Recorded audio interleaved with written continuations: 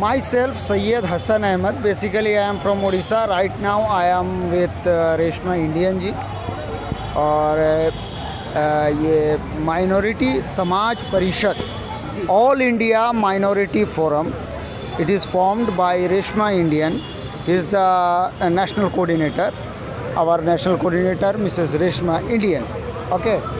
तो हमारा ये मकसद है कि माइनॉरिटीज़ के अंदर शिक्षा का प्रचार प्रसार हो, जैसा कि डॉक्टर भीमराव अंबेडकर ने कहा है, शिक्षित बनो, संगठित हो और संघर्ष कर सत्ता प्राप्त करो. ये सत्ता प्राप्त करो को आज काट दिया गया है. बहरहाल आज के संदर्भ में मैं इतना कहना चाहूँगा, आज एक ऐतिहासिक दिन है. आज हम अंबेडकर म्यूज़ियम में खड़े हैं. इस बात का हमें बेहद फ़ख्र है. 26 अलीपुर. यस, 26 अलीपुर रोड बाबा सांस ली थी. और ये जो म्यूज़ियम है, हम यहाँ पर खड़े हैं. और आज दिन भी बहुत ख़ास है. आज ही के दिन नागपुर दीक्षा भूमि पर 14 अक्टूबर 1956 को बाबा साहब ने जो 22 प्रतिज्ञा ली थी, जिस पर आज पूरा बखेड़ा खड़ा हो गया है, जो पिछले 65 साल से तो बंद था, अब फ़िलहाल खुल के आ गया है. और ये खुशी की बात है. मैं सबसे पहले गोदी मीडिया का, जो पूंजीपतियों की मीडिया है, उसका शुक्रिया अदा करूँगा कि उसने उस प्रतिज्ञा को चलाना शुरू कर दिया. पहली बार ऐसा हुआ है कि जो ब्राह्मणवादी मीडिया थी, जो पूंजीपतियों की मीडिया थी, उसने उसको चलाया, जिसकी वजह से वो एक क्रांति बन गई है. और ये बात डॉक्टर भीमराव अंबेडकर ने पंडित जवाहरलाल नेहरू से कही थी कि दीक्षा भूमि के इसके बाद 17 अक्टूबर की ही बात है ये, जब उनसे कहा गया कि अंबेडकर तुम जो दिए हो, तुम्हारे लोगों तक ये पहुंच पाएगा. कहा मुझे पता है, ये मेरी पहली पीढ़ी को नहीं, दूसरी पीढ़ी को नहीं, तीसरी पीढ़ी तक ये पहुंचेगी.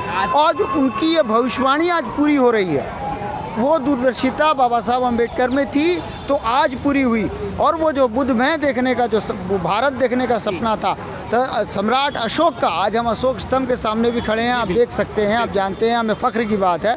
तो वो जो सम्राट, महान सम्राट अशोक का जो शासनकाल था, जिसमें सारे पंथ धर्म और ये जो सब एक थे और इस सबको लेकर चलने का था, वो वही एक महान परंपरा, जिस समय भारत विश्व गुरु था.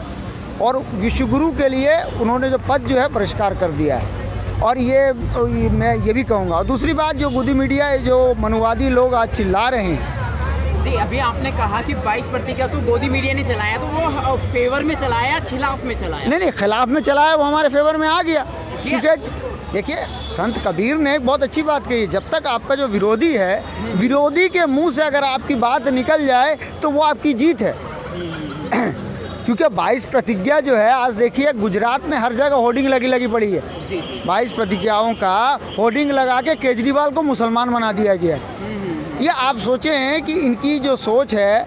और कल मैं देख रहा था गोदी मीडिया में एक सुरेश चौहान के गेंडा स्वामी सुदर्शन न्यूज़ का, वो ये कह रहा था कि ये केजरीवाल, ये माने इसमें जो है पाकिस्तान का लिंक है, इसमें जो है ISI का लिंक है, इसमें जो है मतलब क्रिश्चियनों का लिंक है, सबका लिंक इनको हमेशा ही उसमें यही नज़र आता है. अरे मुसलमानों से अगर इतनी नफरत है, उन्हें अपना दामाद क्यों बनाते हो?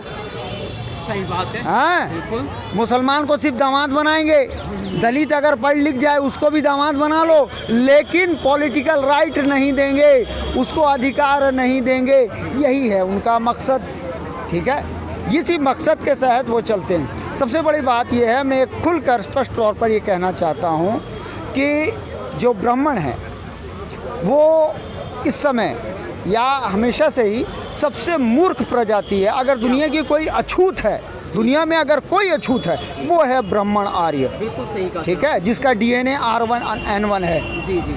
क्योंकि इतना मूर्ख है, वो कहता है पत्थर में प्राणों की प्रतिष्ठा होती है, ब्रह्मा के मुख से जन्म हो जाता है, और जिसको तिसको माता बना लेता है. भारत माता, गाय माता, गधा माता, पता नहीं क्या क्या माता है. पर आप सोचें कि ये इनसाइंटिफिक. ब्राह्मण की एक विचारधारा भी है कि उसकी बराबरी का कोई नहीं, और सही बात है, क्योंकि वो नीच है. ये इसी मानसिकता को हमें समझना होगा, क्योंकि वो सबसे नीच है, इसीलिए उसकी सही बात है, उसके बराबर कोई हो ही नहीं सकता. इतना गिरा हुआ, इतना नीच है, वैज्ञानिक है, उसके बराबर का कौन हो सकता? पहले आप बता दो. सही बात.